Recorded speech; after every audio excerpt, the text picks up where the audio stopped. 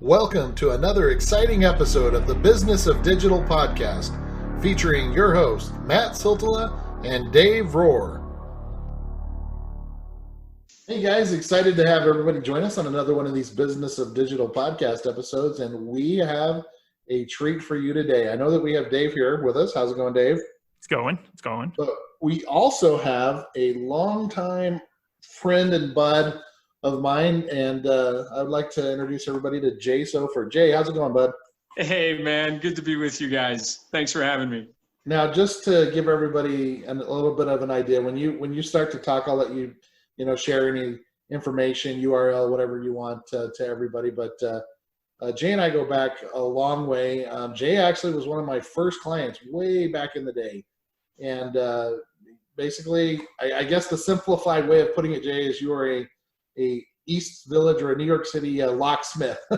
the easiest way to put it is on my end. And so we were talking about just the kind of trust that it takes to be able to go into someone's house, and when you do that kind of work, and Dave had this idea to have you on and talk about that. And so I kind of want to let Dave position it, but before he jumps into it and starts asking you the questions, can I give us a little bit of your background, Jay, and let everybody know who you are?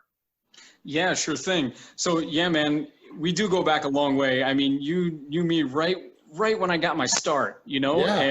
and I love the theme of this podcast because, the way I became your client was because I trusted you. And, I was trying to have better exposure on the internet via search engine optimization and a decent website. And I don't want to even say a fish out of water. I wasn't even a fish, and I didn't even know what water was, just a complete deer in headlights.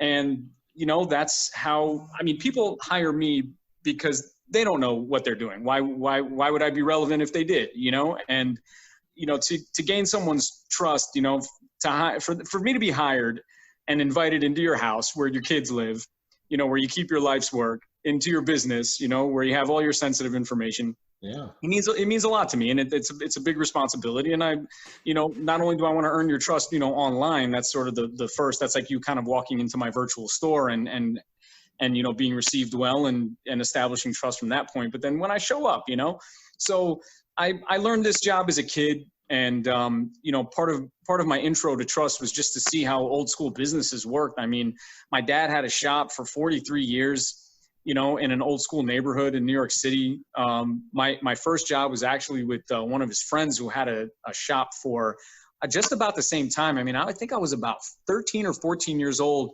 And this guy was about 80, I think, at the time.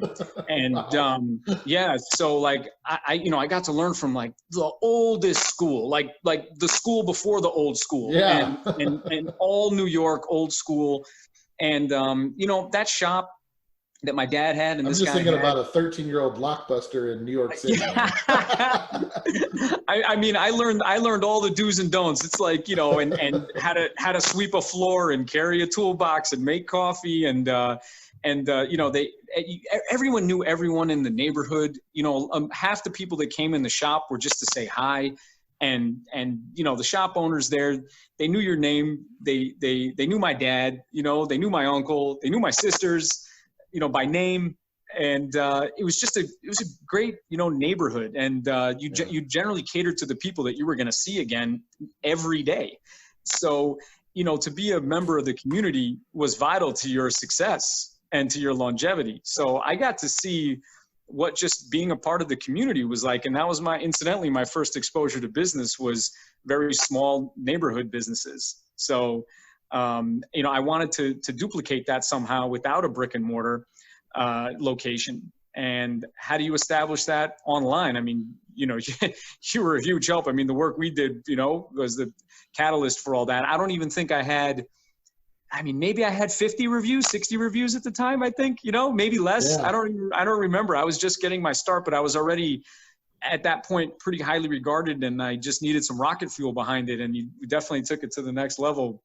But yeah, that's my start. Old school New York, small business background, and, needed to you know, well, like every other kid growing up in an industry, I wanted to get the heck out of it, you know, when I grew up, and the recession in 2008 boomeranged me right back in it. You know, I had to drop out of school and I lost my apartment, moved back home with mom, but you know, I had this profession to fall back on, and I didn't think it could work without a brick and mortar shop, but I think you did a good job convincing me otherwise. That's awesome. I appreciate you sharing that background and giving everybody the scoop on it. And so I don't know, Dave, go ahead and do your magic then. I don't think that I could have come up with a better intro segue, because I know. mean, exactly. Well, you talked about the old school. You had the storefront, and you know, people come in and just say hi. You can't do that. Not just your business, but just with online stores, with online businesses. You don't have a storefront, or if you do have an office, it's in San Francisco, Seattle, Miami, you know, Nashville, upstate New York, downstate New York, somewhere, but it's not wherever you are interacting from. And so how do you, Jay, now online work and get trust? Like, what do you do now to get people to initially trust you, I guess is what I'm asking. Yeah, no, you know, that's a great question. It's not like I ever gave it thought, you know, prior to starting a business. I just have a way that I talk and interact with people. There's really never any implied goal. You know, my job is to help people, you know, usually out of a sticky situation. And I had the best examples ever, you know, being in those local storefronts. But to your question, you know, I actually feel like I have more of an advantage now. People don't have to walk blocks over, you know, in the rain or in the cold to see me, you know, with the question mark above their head. And then for a shop owner or anyone working there to gain their trust, you could just text me from anywhere. You know, any 5 boroughs in Manhattan or in New York, any area close by in New Jersey, you know, you could shoot me a text message. You could shoot me an email. You know, we can talk on the phone. I have a lot more avenues and can spread a lot farther and to initiate communication with people. And I think the same sincerity can come across in a text message and an email, you know, that could come across in a conversation. I mean, I'm old school, you know, of course I'd rather be face to face, but, you know, people aren't stupid, and they're sure as heck are not stupid, you know, these days with all these lines of communication. I think people can see through BS, you know, very quickly, and maybe even more alert to scams and disingenuous, you know, actors. Just because there's more outlets, you know, to do so. There's so many avenues of communication now. And for me, I just find that to be a plus. I love it. I encourage people to text me. And the fact that we can get on a video call and almost take like a virtual tour of, you know, your office, and I can see what's going on. I mean, for me, I can give you guaranteed price quotes and eliminate any ambiguity, you know, over the phone before I even set foot into your place. So you know what's coming before I even get there. You know, that's amazing, Jay. Like that's an aspect that I hadn't even thought of, like with, you know, obviously the text messaging making it easy, but I hadn't even thought about the whole video side of it and being able to have someone, hey, just walk me through it and I give you a price. Like that's amazing. That's pretty cool. Oh, thanks, man. You know what? Why don't I just give you an example from today? This guy called me 2 days ago, and he's the building manager, and he's got to get the okay, you know, from the people that sign the checks, you know, his main office. So he finds me on Yelp, you know, reads the reviews, but he has to give detailed information to his bosses. So we get on the video chat. You know, he sends me a recording of what's going on with the lock. And, you know, complete transparency. Let me tell you what the worst case scenario would be, so you know what max amount you'd be paying if everything went to hell. And I'd say about the 8 parts that we're working on those 2 doors, I told him that I'll do my best to salvage all of them, but the most you're looking at is this, but we're going to try to repair everything. And it came out to like about, let's say worst case scenario was about $800 to work on those 2 doors if everything went to heck. And it turns out of the 8 pieces, I was able to salvage 5 of them. And the job came out to $300. So, and I got to show him a couple cool maintenance tricks there while we were at it, you know, since he's the building manager and seemed pretty mechanically inclined. So, you know, what did I just do there? honestly, I just did, what I saw my dad do, and what I saw, the people that I learned from do. And I just made a friend and a client for life. He'll recommend me to his network. And because of all these avenues of communication, your network there isn't your 3-block radius. It's all your friend group on Facebook and the Yelp friends and blogs and you name it. So, and there was no implied goal there other than, hey man, I'm going to tell you that I want to repair stuff. But he was able to know exactly what would happen through video and text and a phone call before I even showed up. So I love it. Awesome. Sorry, Dave, I didn't mean to jump in front of you there, but no. There's I've seen other businesses do it now, especially with and even before contactless, but now that seems to be in a lot of advertising. It's if you have a plumbing issue, if you have an HVAC issue, if water heater's bad, we can jump on a video call, click the button and contact us, and we can do a video call to come in. We can do that free appraisal without. And then for me, it's interesting because that opens up, if you can do it. And Jay, there's an article that we'll drop into an Entrepreneur that came out a couple months ago that was almost walking through this kind of trust and being, you being unlocking trust with your customers and clients. But I think that opens up those that can do it and move forward and jump at opportunities to do that video stuff. Is that something that you came up with, or where did that come from, the video? Yeah, great question. I mean, my business evolved from the time, I started getting work to the time I began working with Matt, till now. So to give you an idea, I started Lockbusters with an AT&T prepaid Go phone that I used to fill up $10 at a time on a line in Kmart in the East Village. So, and by the time I met Matt, it's amazing. Yeah. By the time I met Matt, I think I was on an LG flip phone, and I think I had a BlackBerry, and I could be getting that wrong, but the point is I didn't have anything super fancy yet. And Matt introduced me to Square, and I think that little square toggle that you put in the phone jack just came out, and it blew my mind. And I thought, okay, this is it, because clients would always ask me if they could take credit card, and this is going to be a bigger answer than you bargained for here. But the reason why that was so important is because the same device that would allow me to communicate with clients efficiently through video, through text message, phone calls, you name it, video chat, was the same one that I could accept credit cards with. So smartphone technology just propelled my business to not just the next level, but levels. I mean, when you have computing power in the palm of your hand that's more than the rocket ship they sent to space in the 60s, that's pretty good, man. You've got a lot of outlets there. And the reason why I like it so much is because, look, you could train a monkey to use this thing. They make it idiot proof, and they definitely had this monkey in mind when they made this thing. So if somebody doesn't want to use it or doesn't feel like it should be a part of their business, that is actually suspicious to me. Like, we have so many avenues of communication now. There's almost no excuse. I mean, they did the hard part. The easy part for me is to communicate to the client that, based on what I see, this is what I think, and let's see how we could save you some money, or let's see what we could do for you to secure your place. And I get about 99% of the information I need through the palm of my hand.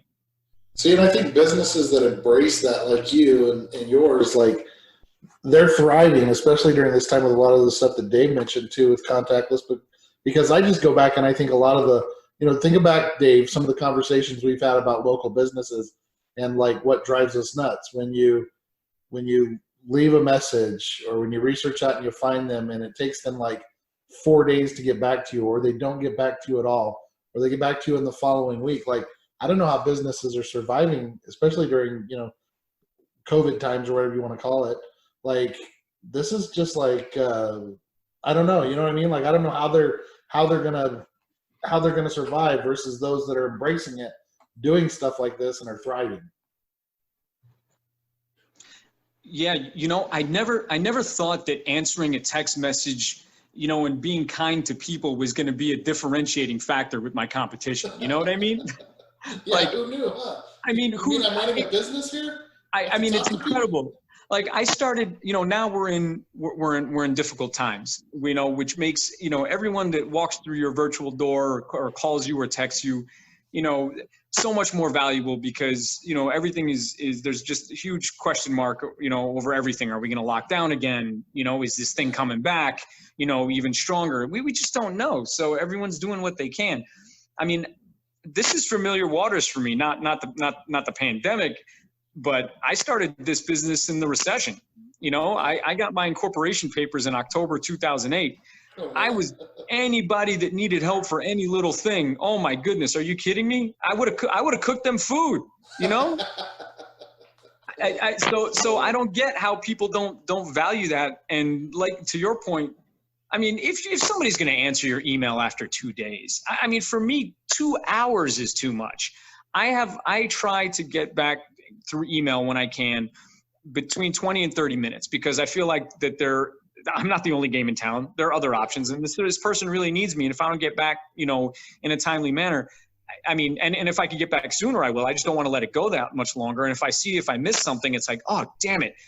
I'm very sorry. I apologize for the delayed reply. If you still need help, what can I do for you? That's how I would answer. And we're not talking about 2 days. That's like 2 hours. I'm going to apologize because there's just no excuse for that when it's dinging in your hand or in my case in my back pocket.